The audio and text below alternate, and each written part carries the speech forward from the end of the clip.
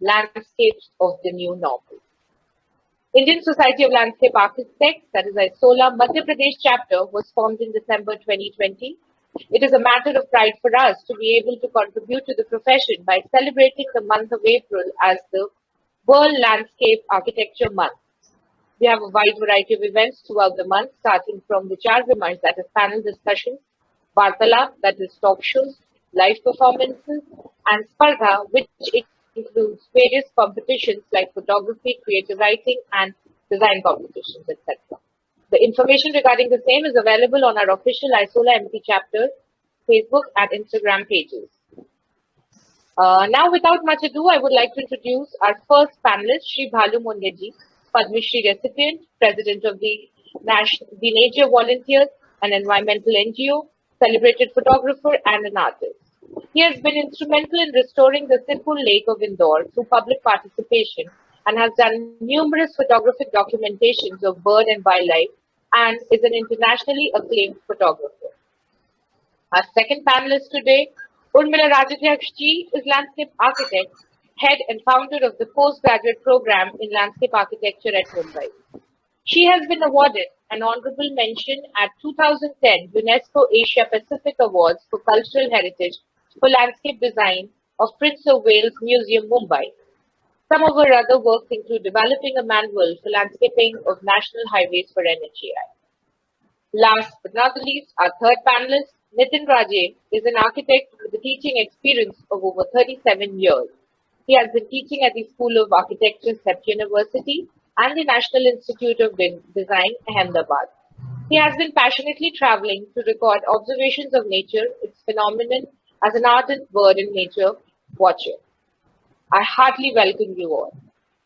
Now, today's session chair is Professor Savita Raje. She is the chairperson of one of the founder members of Isola MP chapter. She's teaching for the last 33 years, is the founder member of the MARC landscape at SPA Bhopal, and has been UNESCO expert for heritage issues for Madhya Pradesh. I invite her to commence the program. Over to you, Savita.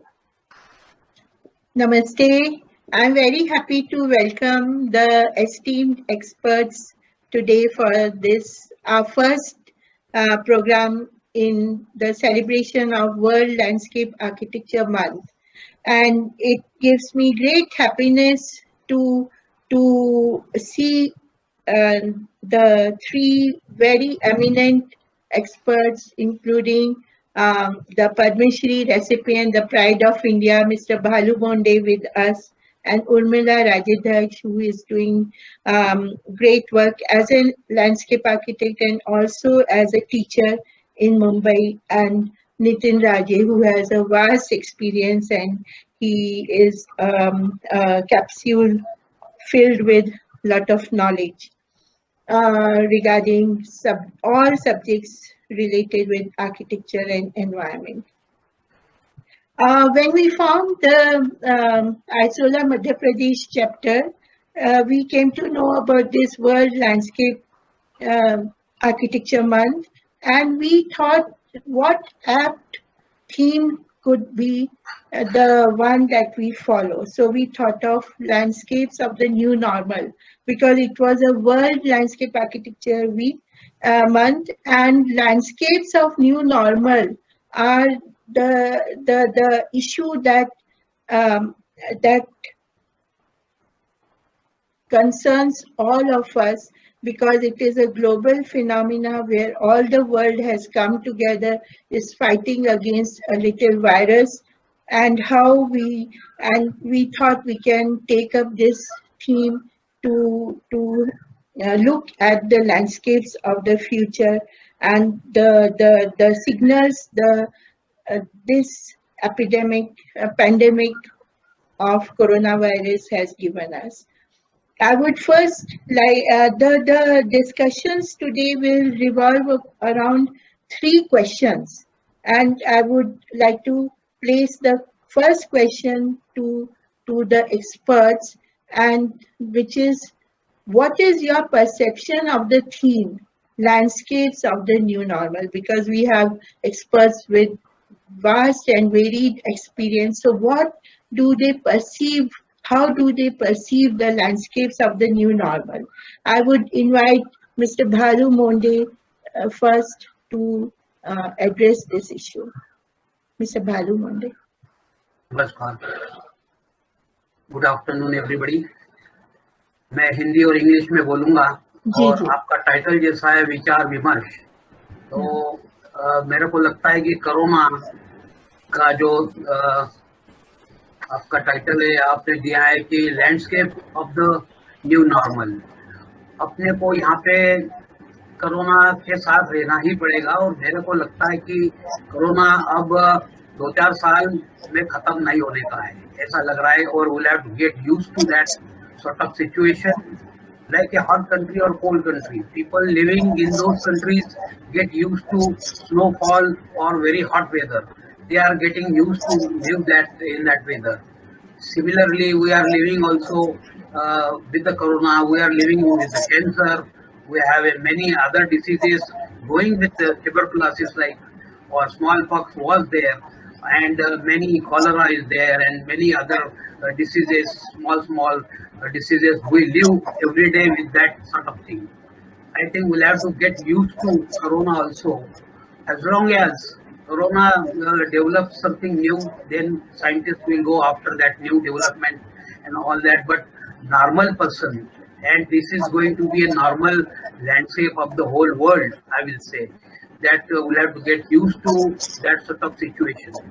And another thing is we'll have to fight also with our own individual strength and stamina.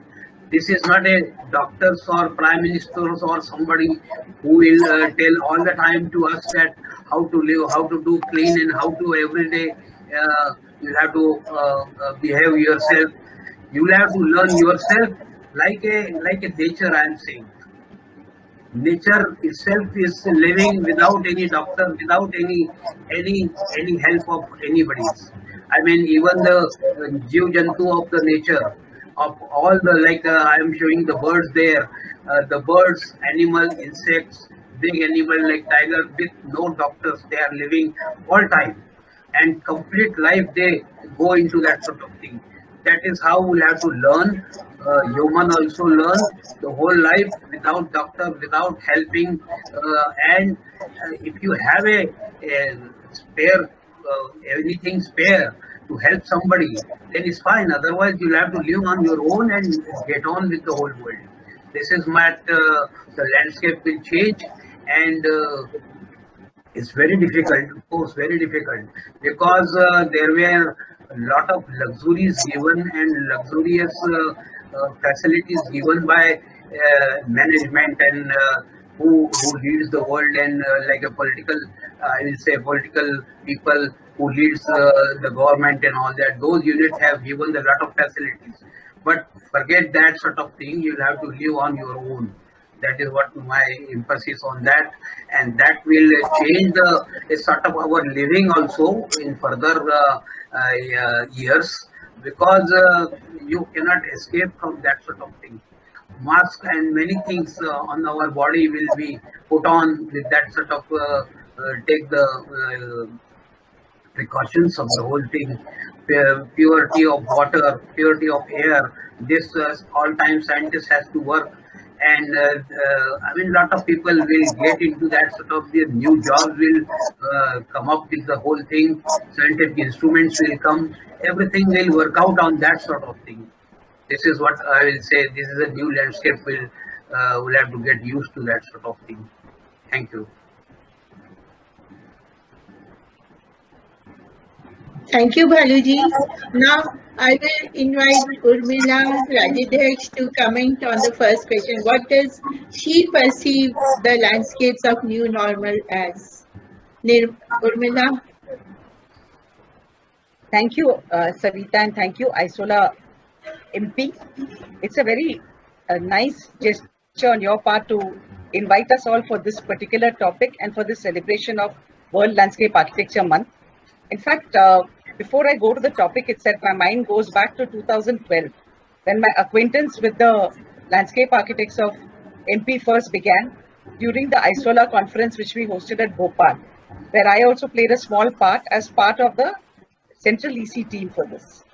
Coming to the topic of today, landscapes of the new normal or anything of the new normal has become a general topic and something that we are struggling to accept. What we actually don't realize is that change has been going on at a very slow pace in our life. When we were young, the world that we lived in was extremely different from the world that we live in now. But it was a gradual process. So we never really felt that everything had become upside down. But what COVID has done is something completely different. So I'd like to remind you of a famous quotation by Charles Lindbergh. Charles Lindbergh was an adventure pilot. So he said, life is like a landscape. You live in the midst of it, but can describe it only from the vantage point of distance. And that is exactly what COVID has done to us. It has taken us out of our comfort zones, taken us away from whatever we took for granted, and completely put us at a totally different place where we find that we do not know or we cannot predict the world anymore.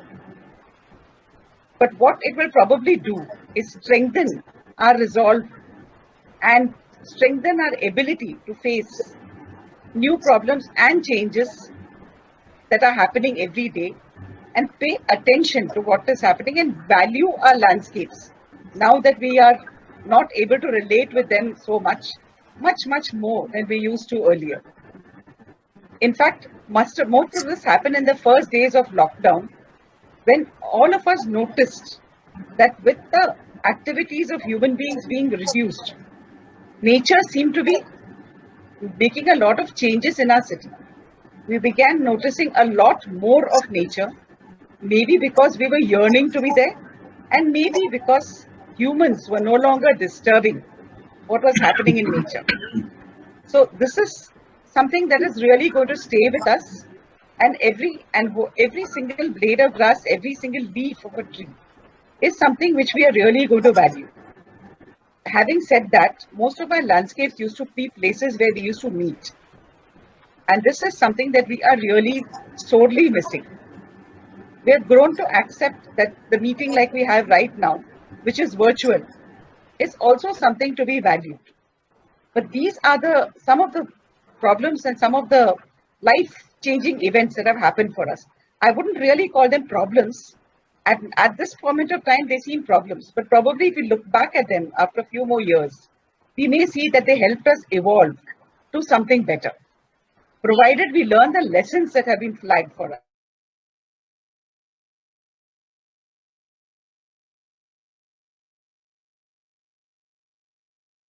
Isn't for us humans itself. And that is something which we need to bring back to our landscapes. We need to learn to care about other people. In fact, the kind of COVID protocol that we have to follow is more about caring for other people, and in turn we care for ourselves. As we see that we try not to let the infection spread further, this is exactly what we're doing. And if these lessons are something that is followed, we would automatically settle into a new way of life, and probably some 10-20 years down the line, forget that landscapes and our life was ever any different. So this is something that we should look at as an event that has happened to all of us together globally. And perhaps we also would not have felt it so globally if it was not for the information age that we live in. So the fact that we are able to understand that the same thing that we are experiencing is happening across the globe, from North Pole to South Pole, across all countries and continents, give or take a little bit here and there in terms of how it happens, is something which in a way has also brought us closer. There's something that we need to look at together. So right now, when we're in the midst of it, we're probably not able to see our way through it, but we'll definitely get used to it, as BHALU MONDHE ji said, and we'll soon find our way out of this. Thank you so much. Thank you, Urbana. Now I will invite Nitin Rajeh to give his comments on how does he perceive the landscapes of the new normal. Thank you, Isola MP. and congratulations, and thank you for calling me here to give my views on such an important question. Now, one thing that has really astounded me during the pandemic is how the digital media and how much time we are now spending online. Because I was wearing a slightly different hat before I began to be called a nature lover, and I had a kind of an insider view of how these technologies developed and they came upon us. And um, it is therefore really quite a scenario to see now that most of our time we are spending with these tools. And not only those days, my colleagues used to say, "Oh, Nitin has gone to cyberspace," and then suddenly it changed to information superhighway, and now it's no longer a place or a path that we visit, but it is kind of our extension, meaning it is extension of our senses and our limbs. So for me, I think it is important to talk about how our perception from of of physical spaces such as landscape, or how our love for nature is also being expressed through these media and also through these technologies. Now, the love for nature. Now, if you see that how our minds are already, um, all the time conscious of nature, and maybe that is what we really fundamentally understand as biological beings. I don't think there are other things that we so easily understand.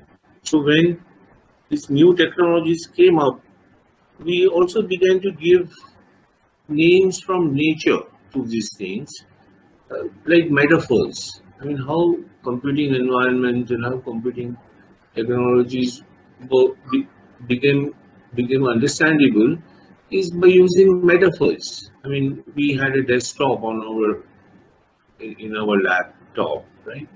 And we surf the net, and then it's a web, which tells us that it's a highly interconnected thing of, uh, something with a lot of interconnections.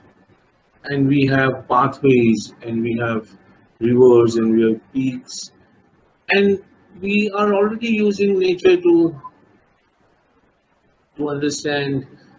uh, understand these technologies, in which now, as I said, they are our extensions, and really a part of what our existence is.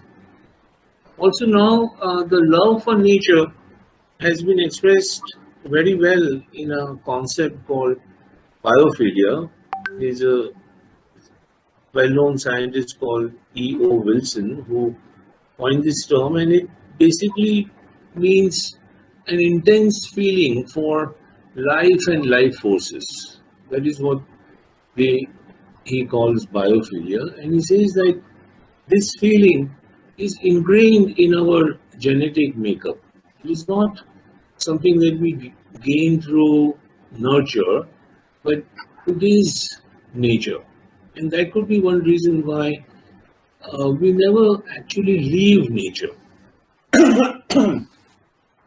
It is also very surprising that these names to various things in the internet or in the web or in the space or whatever you call it, that is created by this hardware and software in which we spend a long amount of time,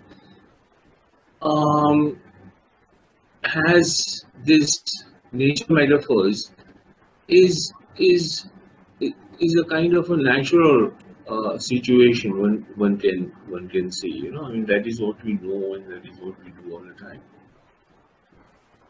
So now if you think of, I mean, I don't know, now it becomes really a question that we have two kinds of nature. One is nature that we really like to live in, and we are also carrying some ideas of nature with us all the time.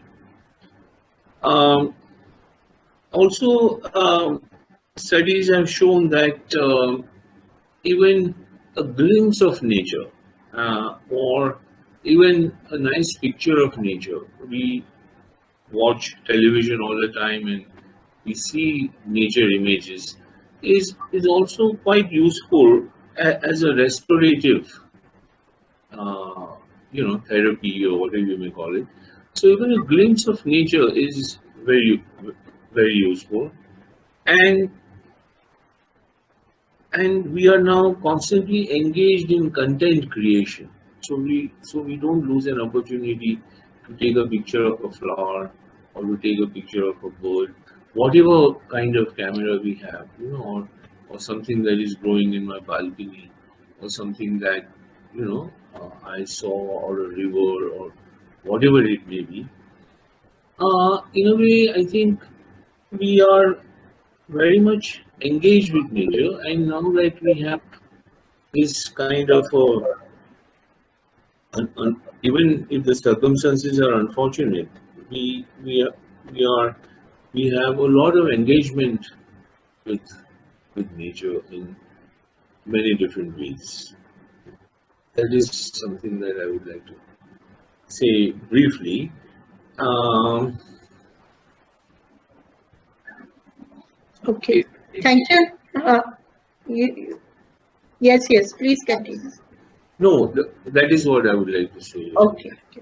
Okay, thank you very much, Nitin. So for the perception regarding landscapes of new normal, it's very interesting, like Bhalu Munde ji says that we have to learn from the other species about how to live how a disease-free life and how to cope with the various infections we have around us, because coronavirus has affected only the human beings. So what is that immune system in other species? And he has said a very important thing, which we may come back again. Urmila has also touched upon regarding perception, a very important aspect, that because it is an issue which has affected everyone across the globe. Nitin has added another dimension to landscapes of new normal of cyberspace and the real physical space, the connections, interconnections, and relationships. Thank you very much. Now I will uh, pose the second question, which is, what have been your observations, experience, and readings during this unique global phenomena of lockdowns and restricted human activities due to the threat of coronavirus? As all of you, all the three panelists are of um, varied experience, varied expertise, and are very keen observers, researchers. Therefore, we would really like to know what have been your observations, experience, and readings during this pandemic and lockdowns. Bhalu Mundi ji, Yes, I would invite you first to share your experiences and observations.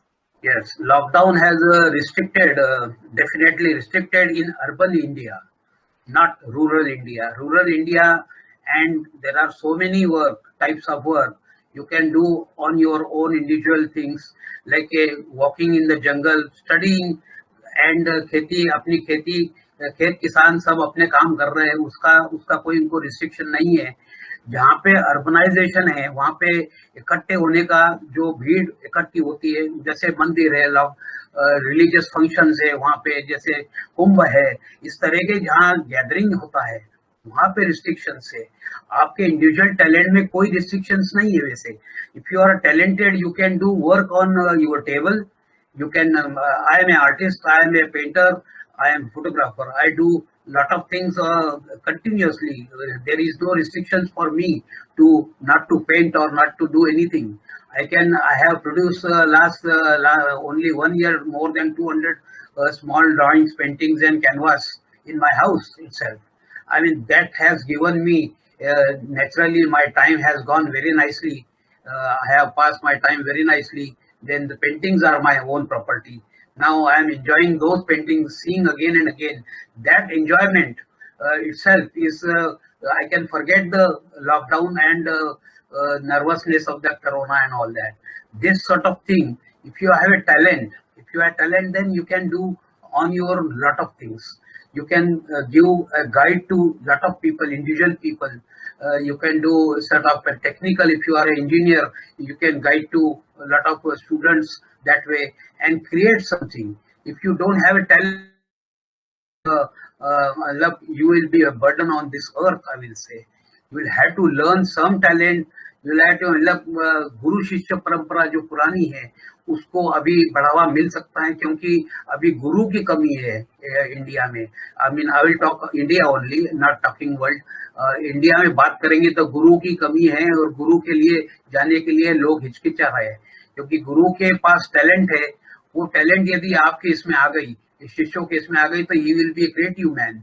और वो अभी हो नहीं रहा है in fact, क्योंकि वो अभी लॉकडाउन में यदि ये फर्दर चलता रहेगा, जैसे मैंने कहा कि it will go on part of our life now. So you have to get use to learn new talent. New talent means art, craft, making pottery from earth, making from plants, making from any food, new recipes, many things you can do on your own and make a small amount of what we say money and learn yourself and get on with the life. ये उसका तरीका है.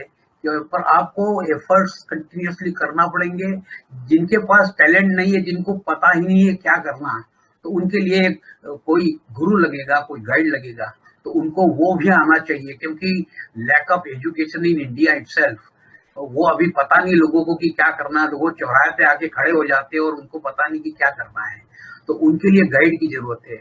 उनके लिए आज जो media है, अपना सेमिनार्स है और आईटी है, सब पूरा इक्विपमेंट है, उनके लिए वो देखने की भी इच्छा करते कि नहीं यही नहीं पता है अभी, क्योंकि वो तो रोड पे खड़े, उनको कुछ भी नहीं पता है. तो ऐसे लोगों के साथ क्या करना, ये भी एक क्वेश्चन मार्क है. और रिस्ट्रिक्शंस टू माइंड बिल्कुल नहीं है.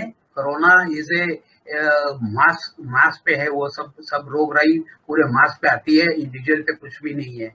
You are free to think, free to do anything in the world. And corona आया, इससे भी और भयानक चीज आए तो भी आप फ्री है हमेशा. मैं ये कहूंगा कि ये करने के लिए आपकी क्रिएटिविटी को, आपको क्रिएटिविटी पल्स सब में है, क्रिएटिविटी पल्स सबको दिया है, वो खोलने की जरूरत है. अभी आपको पल्स है, उसको सिर्फ ओपन करना है. आपको वो थोड़ा सा थिंकिंग है, जैसे मनन करना है. आपका खुद आईने में देख के आपको खुद को जज करना है कि आप क्या है, कौन है, क्या कर सकते हैं. ये सोच यदि आपके इसमें आ गई या किसी ने डाल दी, तो उस पर सोच के आप आगे बढ़ सकते हैं. ये इसके इलाज है. मतलब मैं तो उससे 40 साल से मैं I am freelancer. I am not doing anything of somebody's job or anything. I am creating my own work or doing some jobs given in my style. I don't serve to anybody like a job, or I don't have any time to go job and come back on the time wise. So restrictions कुछ भी नहीं है मेरे को. तो complete time given for me and I am on my own. ये यदि लोग सीख लेंगे, बहुत से लोग सीख लेंगे, तो अपना जीवन बहुत सरल बना सकते हैं. और ये मतलब ये कोरोना से ज्यादा पनपा है. ये मेरे इसमें भी आ गया है कि अब रास्ते निकालना है, अपने को दूसरे रास्ते निकालना है. हमेशा जो कह रहे हैं वो ही नहीं करना है. अपना मन की भी बात करनी है, और आपको जो करना है वो करो. मतलब आप जैसे जंगल में चले गए तो कुछ न कुछ मिल जाएगा आपको. खाने पीने की फिक्र नहीं करना है आपने, अपने आप हो जाएगा सब. क्योंकि जानवर जैसे we are coming back to nature, झाड़ फल फूल जैसे फल रहे हैं. जानवर, टाइगर अपने आप अपना खाना बना लेता है, कर लेता है, सब कुछ कर लेता है. हर जानवर अपना आसपास का एरिया ढूंढ लेता है और अपना जीवन सरल से करने की कोशिश करता है. वैसे ही ह्यूमन को भी करना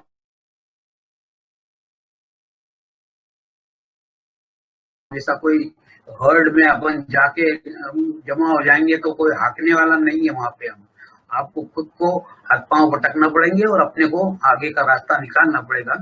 यही मेरे लिए इस तरह की बातें मैं करूंगा, क्योंकि उसमें सेल्फ कॉन्फिडेंस यदि आपने डेवलप नहीं किया है तो वो करना पड़ेगा, या किसी को गाइड पकड़ के या किसी को मतलब गुरु पकड़ के और आपको सीखना पड़ेगा, और then you have to get ready for that sort of thing. यही कहूंगा मैं। Thank you very much. Thank you very much Bhalu ji, आपने बहुत ही इम्पोर्टेंट चीजें बोली। हम इसके we will come back to this again. Now I would invite Urmila to address the same question. How does she, what are her experiences and observations during these lockdown as a landscape architect? Urmila, I would like to share your opinion. Yeah, Savita, in fact, not just as a landscape architect, but a little bit as a human being also, maybe as a teacher also, and as a citizen of this world. Because, like Bhaluji said, it did make as big a difference in the rural sphere as it has made in our cities. In our cities, we have been living lives which are very intertwined with different human beings. We have our own cycles of living, not just in Indian cities, but even the world over. Like for us to function the way we were functioning, we also needed a lot of other human beings and other services which were managed by other human beings to happen. And all of that kind of got, unraveled. It no longer was working the way it was. So a lot of our cities world over have really seen a turmoil during this period. And what we have come to realize that it's really a mind game. It's about how you think about it, What happens is that it also depends on how you let yourself think. And if you let yourself feel that it is a difficult time, then you lapse into worse and worse behavior. But if you think that this is something which is an opportunity, you need to think differently, we need to reinvent, we need to look at things differently. And first and foremost, we need to accept. One quality which is really been required during this period is patience. Because all of us are dealing with such things for the first time in our life, whether young, whether old.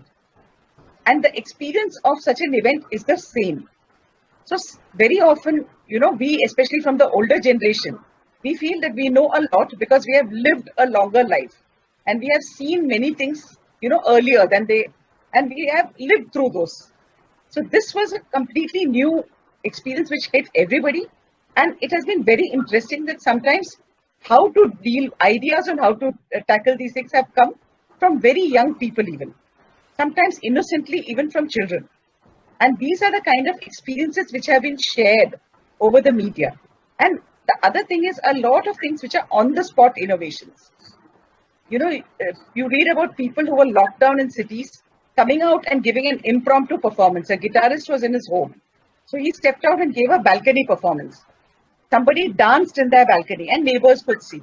So this is the kind of sharing that people have done voluntarily, not as a programmed event, but as something that they feel a need to share out with people. And it has helped other people as well. So there are a number of examples of this. Many people have selflessly continued to work. The essential services people have selflessly continued to work. And many other, the essential food services also have continued to work in different ways. People have risen to the occasion, come together, help people. We witnessed the very sad event of the workers of our cities leaving for their villages. And I think it really brought back to us that what the city that we had been built because of these workers. But at this time of crisis, the cities could not really offer anything to the workers. And this is something which we really perhaps need to address and build up as a system that is required. So there are many thoughts which we, in our busy life in cities, never really stop to think about. And as a landscape architect as well, we prided ourselves on our profession. We provided so many things for human use and enjoyment. But we were left with a situation where many of the public spaces, especially that we created, were no longer there for people to use because people could not really use them to that extent. On the other hand, the private gardens and private spaces which people could access really gave solace to a lot of people. So that's a completely different experience. And somehow or the other, we humans think that we rule the living world, or rather we thought so. But in a way, maybe what this pandemic has done, and from what the kind of sharing and what other people do, is that not really the supreme. We have been extremely affected by this pandemic. And if we look at other living creatures around us, they do not seem to be affected as much as we are. Or rather, sometimes they seem to be also enjoying the time. So this is something which we really need to accept, that we are part of nature and we need to go with nature and nature's processes. If we don't do that, we create trouble, not just for nature, but for ourselves, in fact. So it has been a mixed bag of feelings, I would say, not just as a professional, but even as a human being living at this particular time. Thank you. Thank you very much, Urmila. Thank you very much. Now I would invite Nitin to give his, to share his experiences and observations. Well, I think you're asking very specifically about the experience of the pandemic.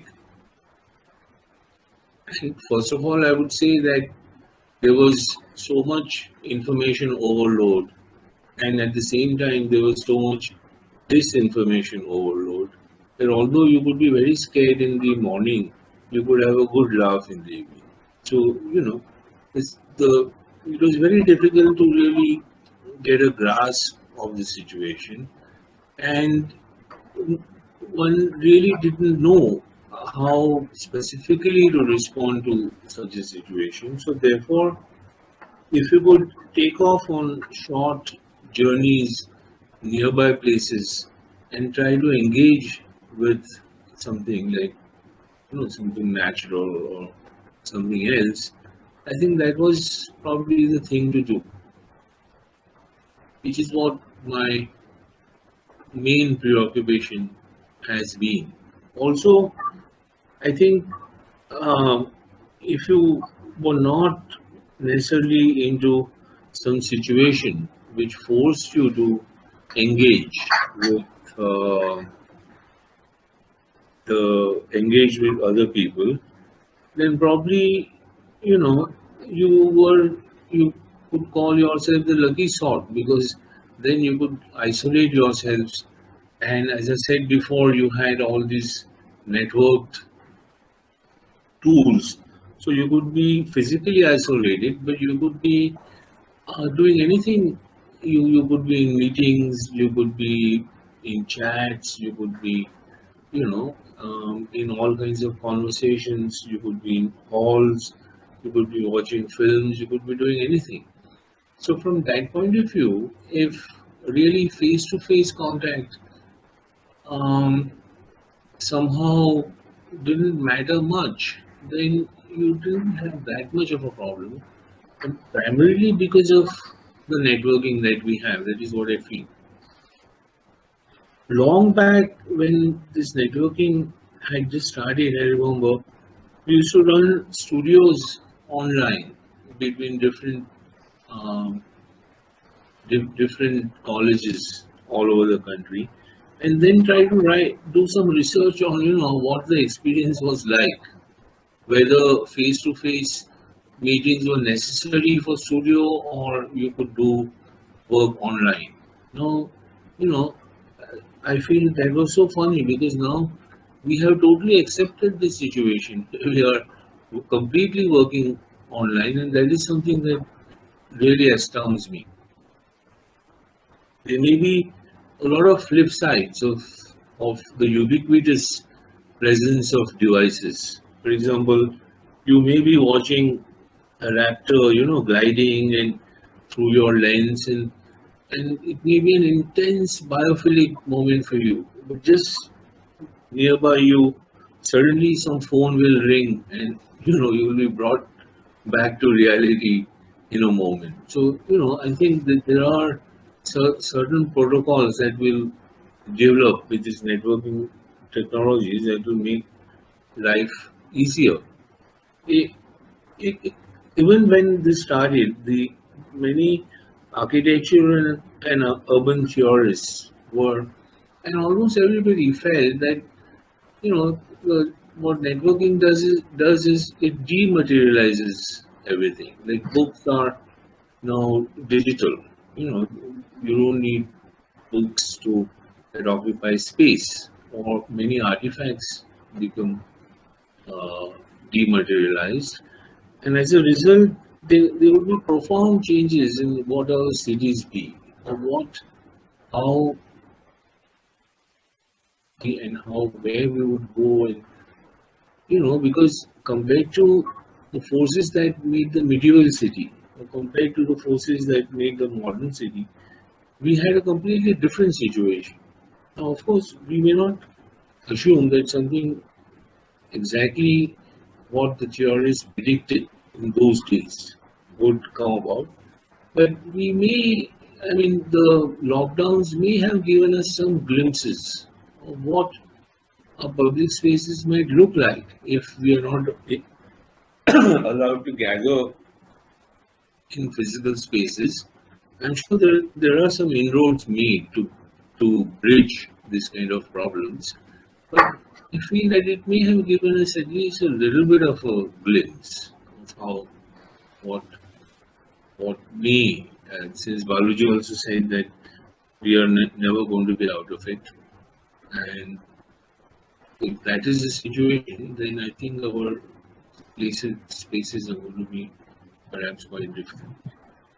Thank you. Thank you very much, Nitin. So this second question again has brought very interesting observations where Bhalu Monde suggested that it is Corona has brought us opportunities also to look upon ourselves, to look inwards, develop our creative skills, and to spend time with ourselves. Many people would need the presence of a guru who can teach him or her to pursue some creative form. And the important thing that he has pointed that the lockdowns has only restricted the physical activities. There are no restrictions on the mind. One is free to think and hone his creativity, which is extremely important. And so he looks at Corona as not a big problem, and it has eased the life. रोज की दौड़ भाग को खत्म किया है, और it has so he has a very positive outlook about the entire episode. Urmila has said that it has made difference, as Bhaluji also said, in this mostly in cities. It has not really affected the rural areas, and in the cities, because we had become so dependent on other people and other services. So she has said that we need to rethink and think differently, reinvent, redesign, and we have to come to terms with it. And she has also talked of some creative, innovative activities that came up voluntarily, and it has maybe made a balcony into a theater like that. So it is re-looking at the spaces, the built spaces and the unbuilt spaces. Nitin has also shared his experiences, and he has said that it is all about how the cyberspace and the physical space, the interaction between them, and how one takes this opportunity to observe the nearby places. Like the famous poet said, there is no time to stand and stare. What is this life full of care? We have no time to stand and stare. But now we have all the time to stand and stare. So, so this becomes an opportunity to look at nature around you, and to to be in a cyberspace and then in the real space. We have to learn to live with this transition. He has also said that it will change the way our cities are designed now, and like for example, the public spaces when not in use, how would they look, and how it will change the conception of the city now. So now I will put to the experts the third question, that is the main question exactly. What signals does the lockdown with restricted human activities give for the cities and landscapes of the future? Would the landscapes of the new normal suggest the way forward for a better disease-free, healthy future? So this is a major question. How do they look at the future with these restrictions on physical restrictions? Bhaluji, you are the first to address the question. जैसे अभी corona आया और corona चला जाएगा, अभी पता नहीं है, जाएगा, दूसरा कुछ आ जाएगा, ठीक है, इसके दूसरा रोग कुछ आ सकता है, कुछ जो ह्यूमन को डैमेज कर सकता है, पर ये तो एक प्रोसेस है. We don't talk about that. We should talk about जो पहले कोरोना के पहले जो लोग कुछ नहीं करते थे, वो तो एंजॉय करते थे, उनको how to get them productive. मतलब ये अभी एनजीओ के ये दूसरे अपन कोरोना से अपन सीख सकते हैं कि एनजीओ ऐसे तैयार करना पड़ेंगे जो खाली लोगों को प्रोडक्टिविटी के तरफ ले जाए और उनको काम करने के तरीके सिखाए. मतलब बहुत ही लो कॉस्ट पे और मास एजुकेशन पे लाना पड़ेगा. जो खाली लोग बैठे हैं, पहले भी बैठे थे और अभी भी बैठे हैं, जिनके दिमाग में कुछ भी नहीं है, उनको एजुकेट करना पड़ेगा. Not the ABCD but formal education of practical life. Like you say, there is a lot of land left in the jungles, already jungles, but there are empty pockets. Empty pockets में ये लोगों को ले जाके जंगल उगाओ आप, sapling लगा के नए जंगल करो आप, और उनको मिनिमम रेट पे पैसा देके या whatever the गवर्नमेंट के साथ टाई अप करके उनको एंगेज करना. उनको एंगेज करेंगे तो they will start learning, their pulse will open. क्योंकि अभी कुछ नहीं कर रहे तो वो लॉक हो गया है, उनका पूरा दिमाग रॉट हो गया है और पूरा ठस हो गया है, जिसको अपन कहते हैं कि उनको कुछ भी नहीं आता है. अपन पूछते हैं कि क्या कर सकते हो, तो वो बोलते हैं हमको कुछ भी नहीं आता है. अब कुछ भी नहीं आता है मतलब he is a human like us, but उसका पल्स खुला नहीं है. उसको पल्स खोलने के लिए एनजीओ यदि इस तरह के नए नए फॉर्म्स काम के लाएंगे, जैसे मैंने कहा जंगल है, नदी साफ करना है या नेचर के साथ चलना है, तो नेचर के साथ तो इंडिया में वास्ट एरिया है. We are not like a Singapore और Hong Kong with the small land, big work there. Like a army, we need a army. Cleaning of India is we need a army sort of. लोग चाहिए, आपने को लाखों में लोग चाहिए. तो इनको एनकरेज करने के लिए एनजीओ को दिमाग लगा के और उसके लिए एक प्रोग्राम बनाना पड़ेंगे. और वो स्टाइल जो पनपेगी अब कोरोना के बाद, ये सीखना पड़ेगा कि नई चाल चलेंगे अपन. जो जॉबलेस है और जो कुछ नहीं करना चाहते उनको भी एक्टिव करना. मतलब इवन आज जो अपंग है, जो अंधे हैं, इनको भी अपन काम देने की कोशिश तो करते हैं ना, तो अच्छे लोगों को अपन क्यों नहीं कर सकते हैं. तो ये एक कोशिश अपनी बहुत होना चाहिए कि everyone has to be on his foot, on foot. मतलब उसको अपना अर्निंग करना चाहिए, ये टारगेट करना चाहिए. उसको अपने दो रोटी कमाना ही पड़ेगी, इस तरह से मूव करना पड़ेगा लोगों के लिए.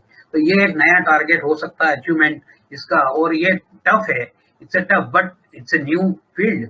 और लोगों को जो टैलेंटेड है उनके पास तो ये काम है. मतलब सिर्फ कारखाने खोल के काम देना, it is not the thing. Nature का काम कौन कर रहा है? कोई नहीं कर रहा है, इंडिया में कोई नहीं कर रहा है. मतलब there are no big wage like thousands में आपका. इवन में क्योंकि आरएसएस से शाखा वो करते हैं, शाखा का वो स्ट्रेंथ बताते हैं, पर काम वैसे फिजिकली काम बहुत कम करते हैं वो लोग. तो mentally they are matured, but physically they are not doing anything in India. तो मैं उनको भी कहूंगा कि शाखा जैसी बड़े स्केल पे अपन ने मॉब इकट्ठा किया और उनको जंगल क्लीनिंग ऑफ इंडिया, देन उनको सेवा धर्म में लगाया, तो तरक्की का एक नया रास्ता निकलेगा, बिल्कुल निकलेगा। तो मेरी तो इस तरह से मतलब सोच बड़ी है, करने में बहुत कठिन है ऑफ कोर्स, पर कठिन नहीं है। कठिन आपको बड़े छोटे स्केल्स पे स्टार्ट करना पड़ेगा और उसको फैलाना पड़ेगा। मतलब हर चीज इंडिया स्केल पे नहीं करे सोच रहा हूँ मैं, आई एम लोकल एरिया पे मैं थिंक करता हूँ हमेशा। तो लेकिन नर्मदा नदी है आपकी, या छोटी छोटी नदियां, इनको सफाई की जरूरत है। आज कोई कर नहीं रहा है यहाँ पे काम, कुछ नहीं हो रहा है, क्योंकि लोग बैठे हैं हर चौराहे पे, हर गांव में, हर इसमें आपको जत्थे के जत्थे दिखेंगे कि जो लोग कुछ नहीं करते। एक आदमी खेती कर रहा है, माँ बाप खेती कर रहे हैं, बाकी 4 लोग फालतू पड़े घर में। तो उनको एक्टिव करना है। एक्टिव करना मीन्स क्रिएटिव, प्रोडक्टिव करना है, उनका पल्स खोलना है। मैंने जैसे कहा कि दिमाग खुला नहीं है उनका, वो स्कूल नहीं गए, पर doesn't matter now, because school का एज उनका निकल चुका है। तो आपको उनको ऐसे काम देना है जो सरल से हो सकते हैं, बहुत सरल हो सकते हैं। तो यही मेरा ये कि new India will we should enter in that sort of thing, क्योंकि population is always a problem in India. उसको हाउ टू एंगेज नहीं हो रहा है अपना पॉपुलेशन, इसलिए प्रोडक्टिविटी कम है। और पॉपुलेशन तो बढ़ ही रहा है, मतलब वो तो कंटिन्यूस बढ़ रहा है, उसको अपन रोकने का मैं नहीं बोल रहा हूँ, रोकने के दूसरे साधन है और दूसरे लोग करें, उसको कैसा रोके ये एक अनदर इशू है। पर उसको यूज कैसा करना, उसको प्रोडक्टिव एक्टिव कैसा करना, इसके इलाज अपने को निकालना पड़ेंगे। भालू जी, आपने काफी इस सिलसिले में काफी काम किया हुआ है। जैसे सिरपुर लेक का आपने जन भागीदारी से ही पूरा कराया था। आप कुछ शेयर करना चाहेंगे, आपके विजुअल्स या ऑब्जर्वेशंस, आप जो बोल रहे हैं? मैंने लाइक वन मैन शो था मेरा, 80 से मैं चल रहा हूँ सिरपुर पे। वन लेक, 800 एकड़ का लेक है, अर्बन लेक था वो, आज भी अर्बन है। और कुछ नहीं था वहाँ, मेरे को मतलब लोग पागल कहते थे या जो भी है। मैं अकेला जाता था कैमरे से, मेरी मीडिया के साथ दोस्ती थी, मीडिया के साथ में फोटोग्राफ, गंदे फोटोग्राफ और झाड़ कट रहे, गंदी वाड़ा हो रहा है, ये सब फोटोग्राफ में मीडिया के थ्रू पेपर में छपता था वो। उससे इम्पैक्ट चालू हुआ मेरा काम करने का, उससे इंकरेजमेंट मिली मेरे को। कि ऐसा धीरे धीरे करके दूसरे लोग आए कि यार आपका काम अच्छा है, हम भी ज्वाइन होना चाहते हैं, ऐसा करके शुरू हुआ है। तो हमेशा one man show can be a big show, ऐसा कुछ नहीं है कि उसमें जरूरत है। आप अपने आप जुड़ेंगे, अच्छे काम के लिए सब जुड़ेंगे, ये मेरा ये है एक्सपीरियंस है। और उसमें अच्छे भाव से किया, निस्वार्थ से किया तो बराबर जुड़ेगा। और हर चीज नहीं है, मतलब उनका परिवार, उनका जीवन कैसा चल रहा है, खाना पीना कोई दे नहीं रहा है। हमारे यहाँ हजारों में बर्ड है लेक पे, कोई हम दाना डालते नहीं, खरीदते नहीं, कुछ नहीं, पर अपने आप वो अपने आप ग्रोथ होती है। पानी के अंदर जो सूरज है उससे ग्रोथ होती है, ह्यूमिडिटी और इससे ग्रीन ग्रोथ होती है, उससे फूड मिलता है बर्ड्स को। तो ये एक जो पुण्य चल रही है, अपनी काम करने की एक सेटिस्फेक्शन है, वो पुण्य ही मतलब सेटिस्फेक्शन ऑफ द वर्क है। तो उससे बर्ड ज्यादा आया और नए नए पक्षी देखने मिल रहे हैं, तो ये लोगों को भी आनंद आने लगा। इससे उससे उसकी अपने आप पब्लिसिटी हो गई और अपने आप में वो सेव होने लग गया। तो दीज आर सम विजुअल्स, ये लॉकडाउन में इस तरह की ये फिल्म है, ये वीडियो है छोटा सा, एक मुश्किल से 1 मिनट का है। वीडियो को चलाना, हाँ वीडियो चला सकते हैं हम, हाँ ये है। तो ये एक्टिविटीज ये अपने आप हो रही है, इसमें कोई there is no captain to play this sort of thing. ये फिनोमिनन वर्ल्ड का आप कहीं में भी देख सकते हैं। हमारे ये इंदौर में दिखता है, ये अर्बन में दिखता है, मतलब ये ऑब्जर्वेशन है। और ये इसके लिए आपको क्वाइटनेस, उसकी सफाई अब छोड़ो यहाँ पे, पर नेचर जो चल रहा है अपने आप में चल रहा है, ये कोई कुछ नहीं कर रहा है इसमें। तो ये ऐसे काम होना चाहिए ह्यूमन से भी, कि जंगल लगाने का एक मैसेज है, जंगल को बढ़ाओ आप, तो अपने आप जीवन चालू हो जाएगा। पानी को सेव करो, अब सेव करो, ये करो, वो करो, हमेशा कहना क्यों पड़ रहा है लोगों को, वो बेसिक क्यों नहीं आ रहा है अभी लोगों को।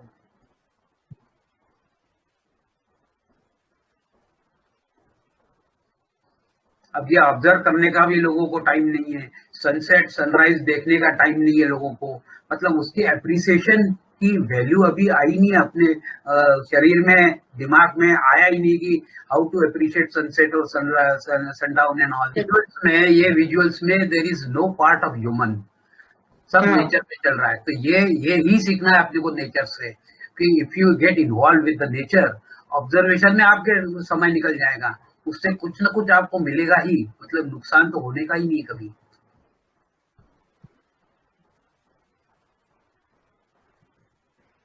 और आप बच्चों के साथ, फैमिली के साथ यदि जंगल, पानी की जगह नदी पे जाते हैं, तो वो ट्रेनिंग यदि बच्चों को अभी से दिया, तो then they will be a creative mind will start going into that sort of problems. क्योंकि अभी उनको दिखाया ही नहीं है, एकदम कॉलेज और एकदम बड़े होके वो आते हैं, तो उसके बाद वो शुरू होता है।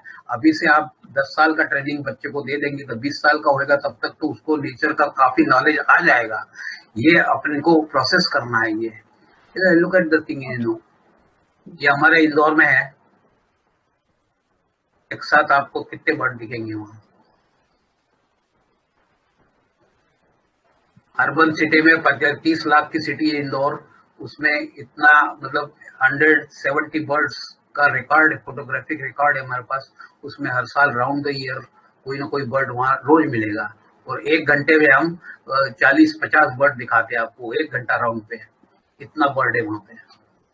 तो अर्बन सिटी में कह रहा हूँ मैं आपको, अर्बन में भी इस तरह की चीजें, मतलब आप जो सुरखाब मंगोलिया से इंदौर आता है, मंगोलिया हिमालय पार करके इंदौर आ रहे हैं, वो कभी 20-20 जोड़ी इंदौर में मिलेगी आपको।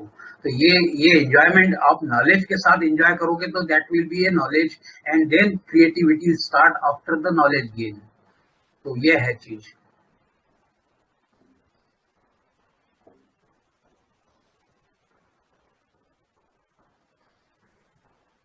अब ये मूवी है, इसका the throat is going up and down like air, the cool air he is taking, that bird is taking and breathing. ये ऑब्जर्वेशन, अब ये ऑब्जर्वेशन अपन करते हैं, पर इससे अब साइंटिस्ट तो और कुछ कर लेगा।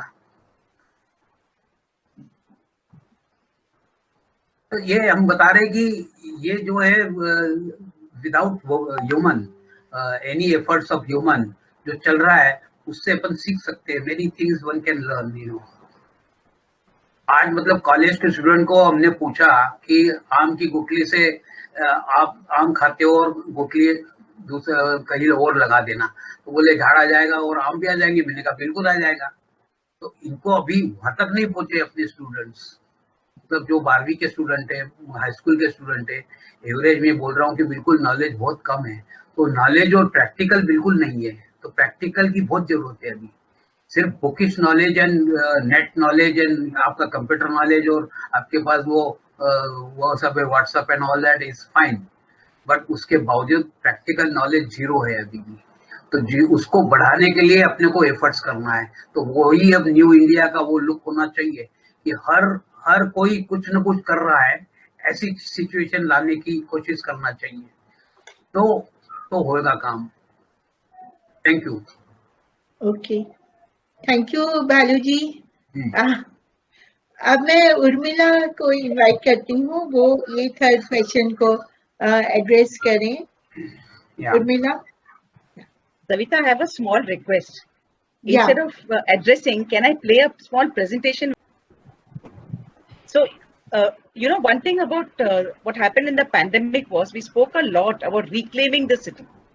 So I thought if we are reclaiming it, we can only reclaim something which you already have a claim to, which is either mine or yours or something which one has lost. And when we spoke about reclaiming, what made a lot of headlines in all our newspapers, in all our TV, in our WhatsApps, in all our media, is what we see from the second slide onwards. The third slide. Sonal, can you go to the next slide, please?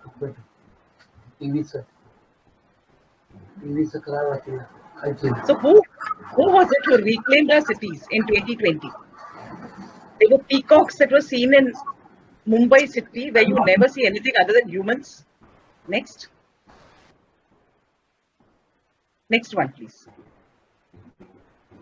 You had beautiful seabirds swimming in the clean canals at Venice, which normally did not happen. Next one, please.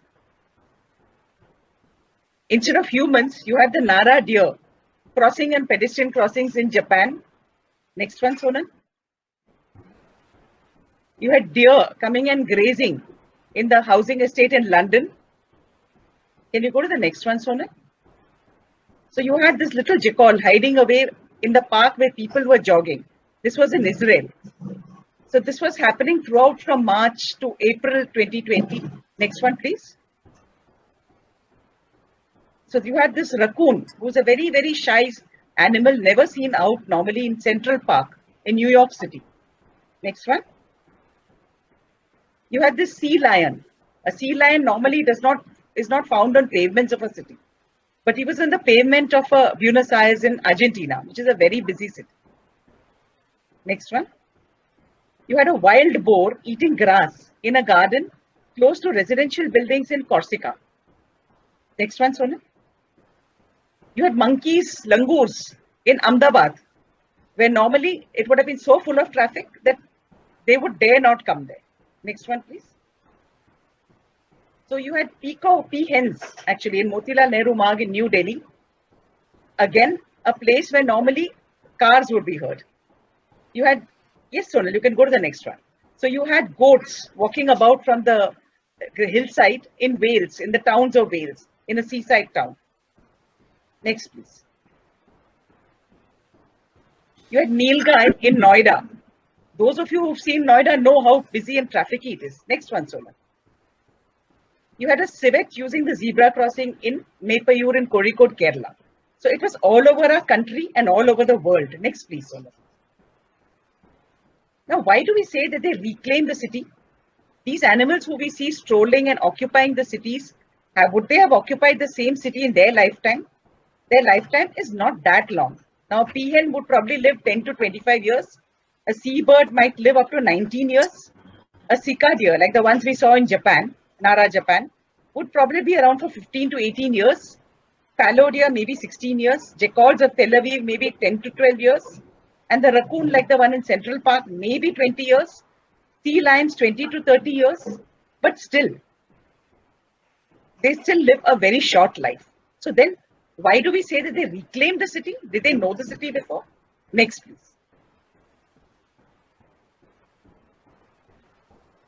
So what made these animals emerge so quickly? This was in the month of March, April, that these sightings were made. So lockdown had just happened, or barely a month old in some places.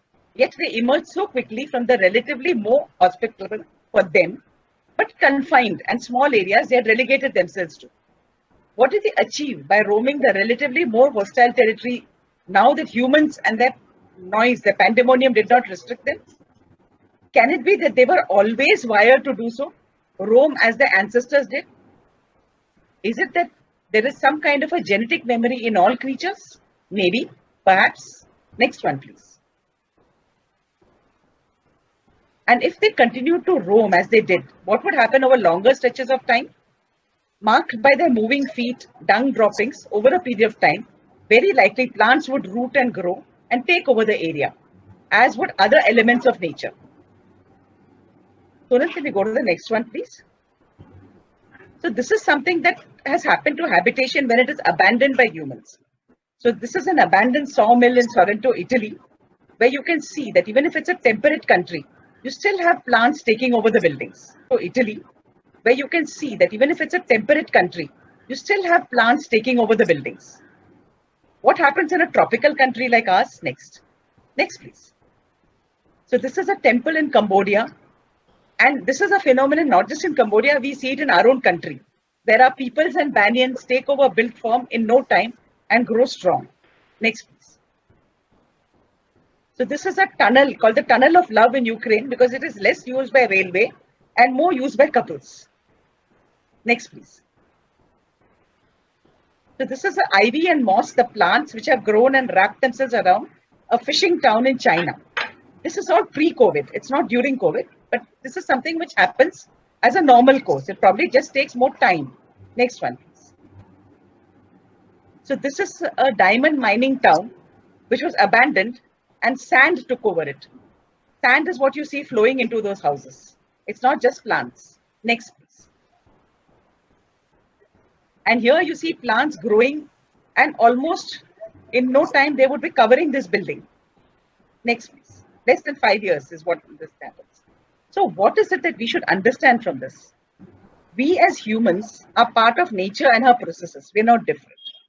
If we fail to recognize this, we jeopardize our own existence. We put our own existence into trouble. And at this stage, it's not as if we even know all the species existing in a habitat and their value. And if we go on destroying habitats the way we do, we actually will destroy our own lives.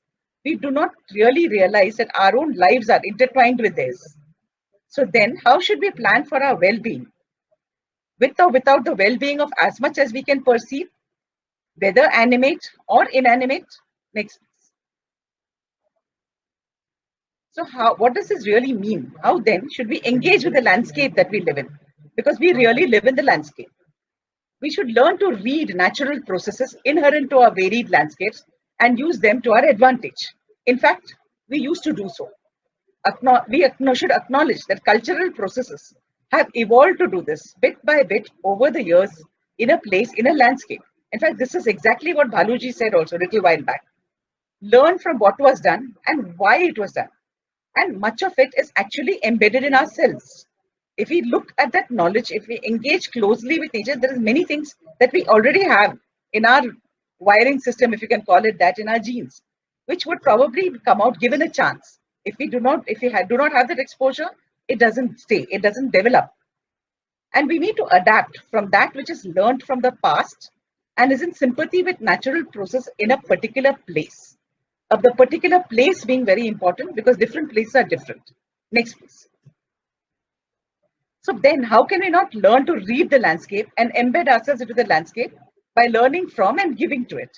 How then would we view the landscape and its systems and processes? Could we get multiple benefits? Next, please. So we need to look and view at different levels. So we need to look at local knowledge, resource management, social institutions. I think Bhaluji meant the NGOs when he spoke about this. And we look at worldview or beliefs, because all beliefs usually have a worldview.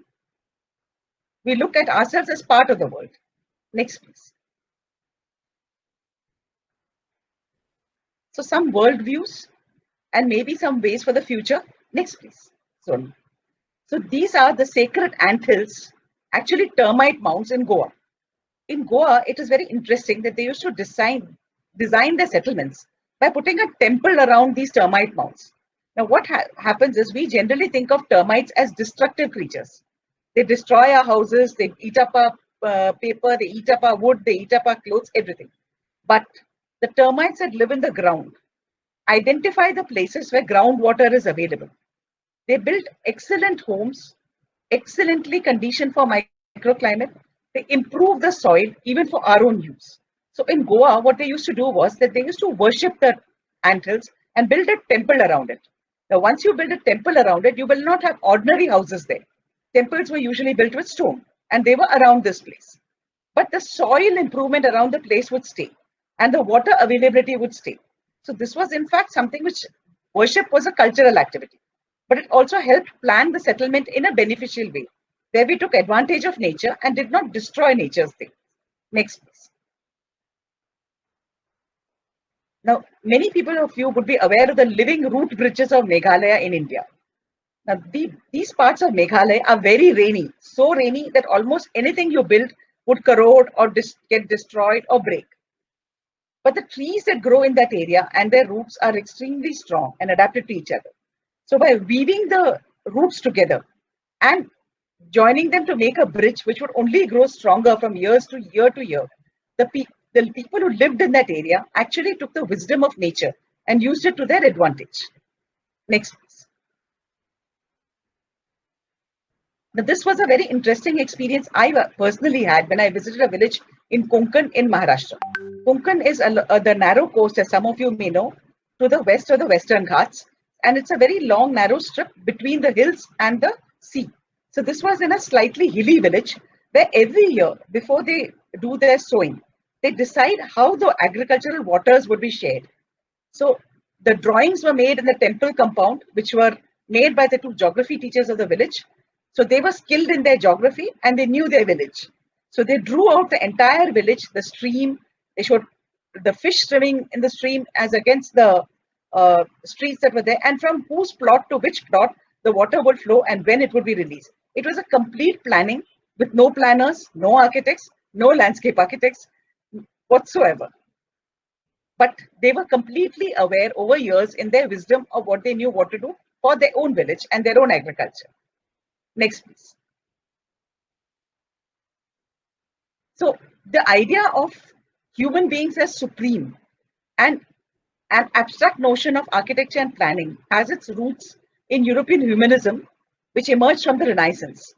And notions of science and experimentation replaced craft and technology skills with more emphasis on original human thought than evolved knowledge. I would not say that science and original human thought doesn't have its value.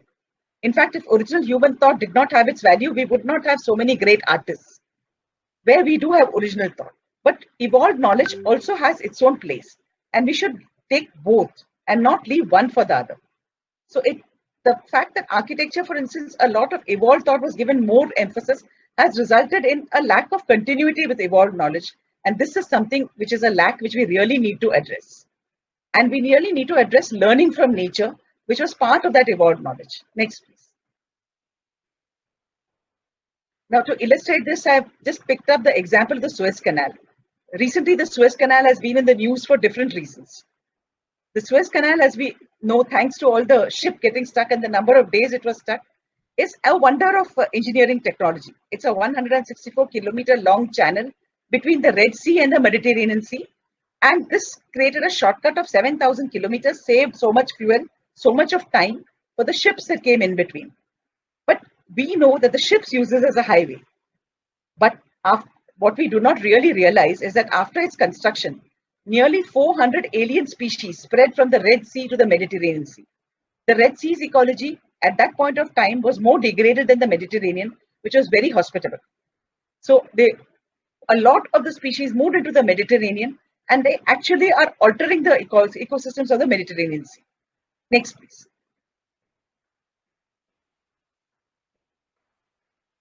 So then, what should we look at as the future? These are projects which were actually begun and completed or ongoing before the pandemic struck. But what the pandemic has really made us do is take a vantage point at a distance and think of what could be the options. Now, this particular one is the Queen Elizabeth Olympic Park. The Olympics in London, for which this was built, were in 2012. But one very important thing that the people who planned the Olympic venue decided was that there should be a after use, which is a biodiverse use. After the Olympics, it's not that the stadiums will be just lying there occupying so much of land, because it was a huge area. So now, from 2013, slated to be completed in 2030, we have the largest new park, which was created in Europe and has been the largest such park created in the past 150 years. So right in the beginning, they had a transformation plan, which creates a regenerated regional landscape for this and future generations. And the emphasis there is on following the ways of nature. Next, please. So this is a smaller project which is in the Netherlands. Now, the Netherlands, as most of you know, is a country which is constantly fighting a battle with the sea. And its lands are always in danger of being swallowed by the sea. So for them, sea dunes which are formed by sand, are a protective barrier. Now, what they have done here is the dune is definitely an infrastructure. It protects the very land from disappearing. But they gave it another use. Below the dunes, you have a parking garage for people who visit. Nearly 663 cars can be parked in these various garages, and there is not one bit of the duty that the dune performs in protecting the area. So this is a project which was done in 2015 in Katwijk on the Sea, which is in Netherlands, South Holland. Next, please. Now, this is a project called the Living Breakwaters project, which is done by a firm called Scapes in 2015. Now, it reduces the risks of being attacked by the sea, the climate change, sea rise, frequent forms, the Hurricane Sandy. All of these are things that we are well familiar with. Now, what this structure does is, instead of forming a wall which would cut off people from the sea and also not really serve the purpose of protecting the land, it revives ecologies. And not just revives ecologies, it it creates opportunities for living things to grow there, and for our schools and other children and human beings to understand how these living beings function. So educators today make a lot of use of this and take children to see what happens in nature. I think something like that is what actually Bhalu Monde ji mentioned, that we should take our youngsters to see what happens in nature. And eventually this forms a more resilient region over time. Thank you so much. So whose city is it anyway? Ours. Thank you, sir. Thank you very much. It's very interesting. Whose city is it anyway? We assume that the city is all for human beings, but our assumption has been proven wrong by this little coronavirus. Yes. Anyway, now I would invite Nitin Rajeh to share his views on the landscapes of the future and the landscapes of the new normal. Do they give some signals for the future? Well, thanks again. I continue to be astounded really by some of the quite old projects. I already talked about networking, and it never developed for the pandemic. But how much of it has suddenly turned out to be very important. Also, if you look at some of the unbuilt projects, there was a time when architecture firms made unbuilt projects, meaning they knew that they were never going to be built, but they were basically ideas that they floated. And if you really see in at least some theoretical way, you might find the work done by Archigram, extremely interesting to look at this time. They designed mobile cities where buildings kind of walked around, walking city. The buildings could walk around in the landscape, completely defeating the idea of a building being something that, basically sits in one place.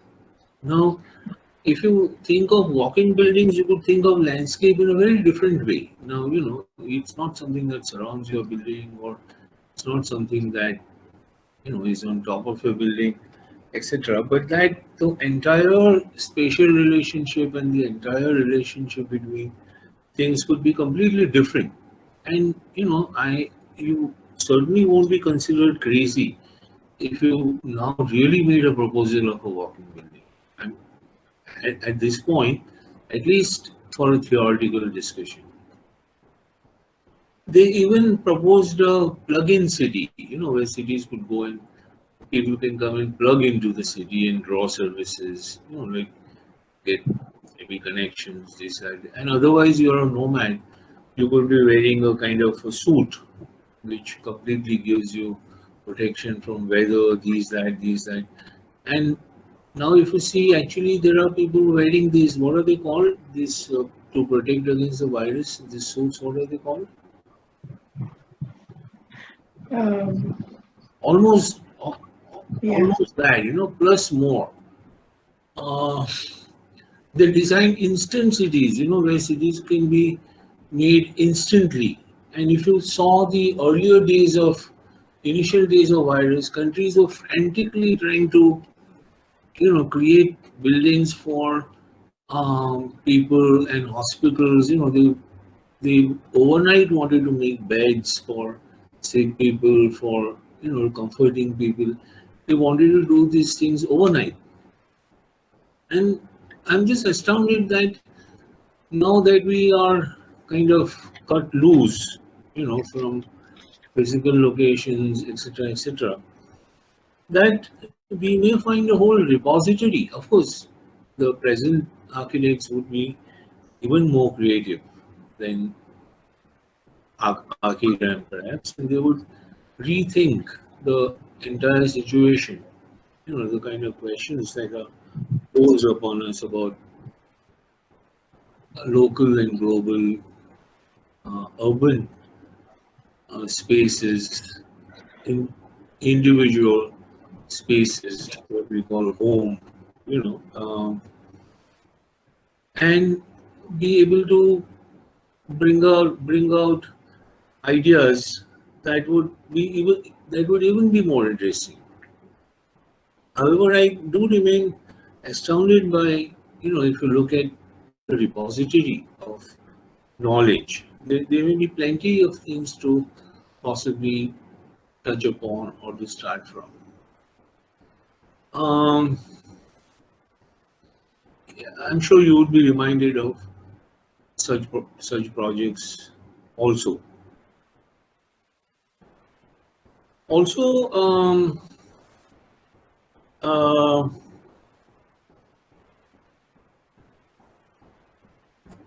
uh, one of the possible possible outcomes may be that the relationship between global and local, because of moving restrictions, traveling restrictions, etc., and that you already have uh, infrastructure for information and communication, you might find that instead of what was becoming a flat land, the earth was becoming flat. I think there's a very well known book, some of you may have read. It's flat, meaning, there is no um, distinction between any one place and any other place in the world.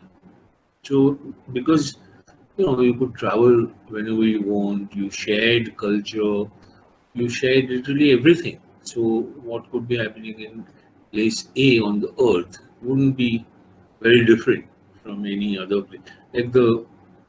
Like a McDonald's outlet, for example. You go to a McDonald's outlet here, or to go to a McDonald's outlet 1,000 kilometers away, they are the same. So it's a flat situation.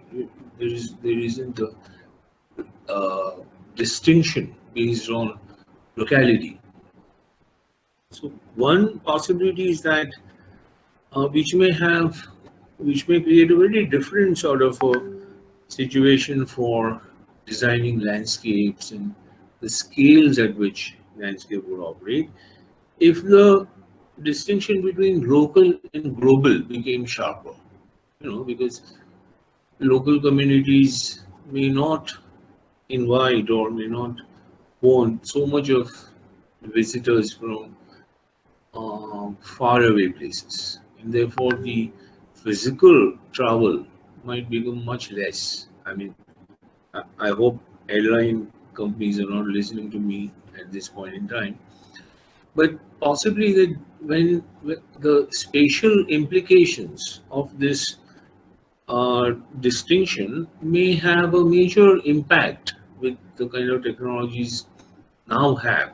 So I'm not saying that we will have something like a medieval city, but there will be plenty of scope for innovation to, like Urmila was also saying about local patios and gardens, which got more importance to work on those and think of the landscape at global scale, that forests, etc., continuities between them could possibly be developed in a much better way,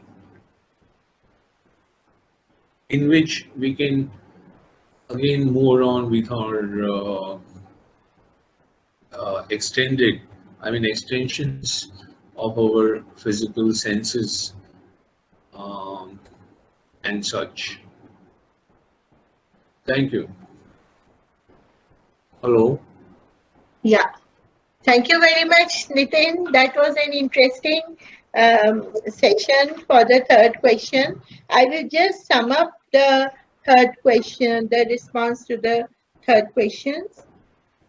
And like Bhaluji shared his visuals, also beautiful visuals, and he insisted that with the people who are jobless and people who are not engaged in any activity, this is a wonderful time to engage them to to to replenish the nature and the habitat, the disturbed um, nature, and engage them in filling the pockets, the degraded forest pockets and to clean rivers and to do all these works which nobody has really attended to and which are like you just have to do it. Like he himself has been engaged in cleaning the Sirpur lakes for many years as a single person, and slowly people noticed his work, and his work was first noticed by birds and the animals and then the people. So so again, the intelligence of other species is actually quite uh, remarkable as compared to human beings. So, so he also said that media can help in a great way in generating this awareness amongst people to replenish our nature and its systems. Urmila was talking of, we assume that the cities are just ours, and we say the birds have reclaimed, the animals have reclaimed the city. So she was talking of the genetic memory and how, with no movement of traffic, so many animals and birds have started visiting the cities, or was it reclaiming? And she said that nature is like the natural systems will readily take over as soon as the human limit their movements and activities, because human beings have been uh, spreading all over. They think they can conquer nature, but they cannot. So she emphasized that we have to understand that the humans are part of nature and its systems. They are not above that. So our well-being depends on the well-being of the other species. And we have to learn from nature, as Bhaluji also insisted that this is the time to learn from nature and to read the landscapes and to adapt to it. She gave the wonderful example of water resource management by rural people who were not even educated for water management or as landscape architects or environmental designers, but they did a wonderful job. She also talked of many human activities inducing ecological changes and ecological imbalances or alterations. So she also talked of how to the importance of reviving ecologies for our own good health. Nitin again was talking of the importance of networking, which was in the past not so well received, but today the entire world is working on networking. And he also compared this networking with the networking of nature. He also talked of the need for conception of the new city, and he talked of the works of some architects which were unbuilt because they did not get any receivers. But now it becomes very relevant, like the mobile cities, the plug-in cities, and the instant cities, as the COVID made people uh,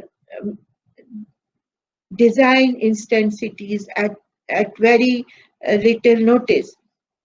So he emphasized on, and as the other experts also emphasized on rethinking of rethinking with all the repository of knowledge that we have, and about the relationship between the global and the local, and how to and he also talked of the problem where the entire world was becoming flat, and how the landscapes of the future could be designed with uh, lesser physical travel from local to global. Like, so he talked of all these issues, and he talked of how, which Urmila and Bhalu also talked of, about the local, the gardens, the pastures becoming more important than the public spaces which became abandoned, and how we can,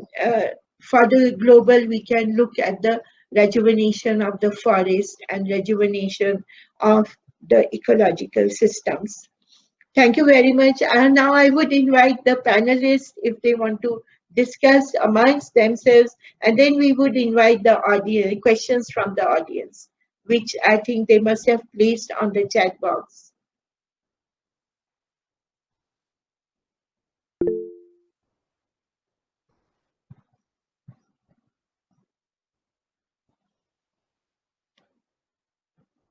Yes, would the panelists want to discuss among themselves?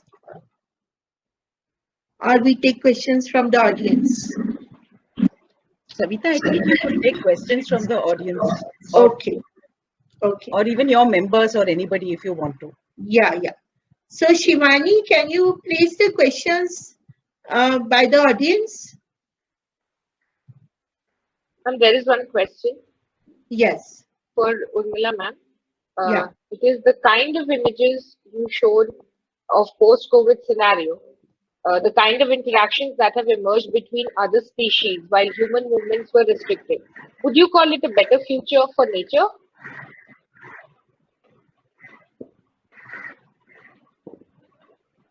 Should I repeat? So I think the interactions that I showed, I think you're referring to the images of the animals taking over the city. Yeah.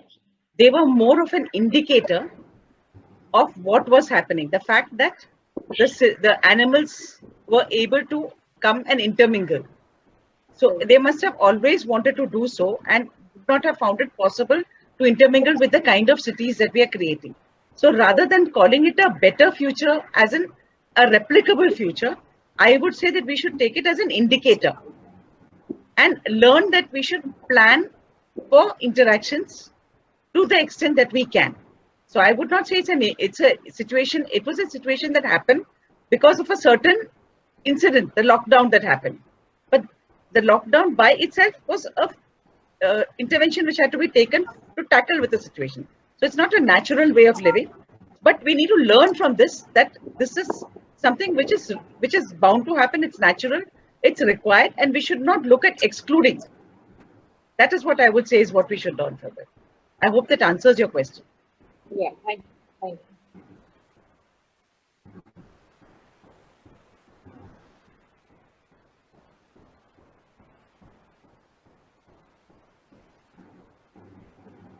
Anybody else has a question?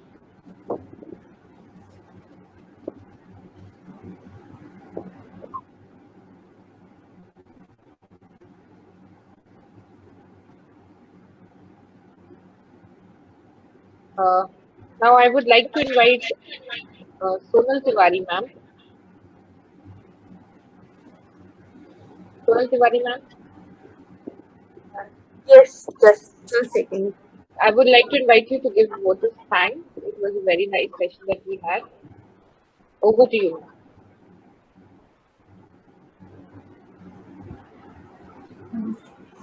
Very good evening to all. And it was such a delightful session, and it is my immense pleasure that on behalf of Isola MP chapter, I would like to thank our eminent speakers, Mr. BHALU Mondhe, Mr. Nitin Rajeh, and Ms. URMILA Rajadaksha ma'am. These sessions were like they threw light on such important issues, and they have also suggested a way forward or how development should be perceived. So thanks again to all the eminent speakers. I would also like to thank the opportunity to they use this opportunity to thank the working committee members. Firstly, Professor Savita Raje for chairing this session and bringing up the issues and bringing up a wonderful discussion. Coordinator of the session, Shivani, for wonderfully managing and taking care, coordinating the entire event. All our participants, all the volunteers, Anupama Bharti, Sarang Bhide, Mr. Sarang Bhide, Ms. Richa Raje, and all other members of MP Core Committee members for organizing the event. So thanks again, and also to the wonderful participants for joining in and making the first event a great success.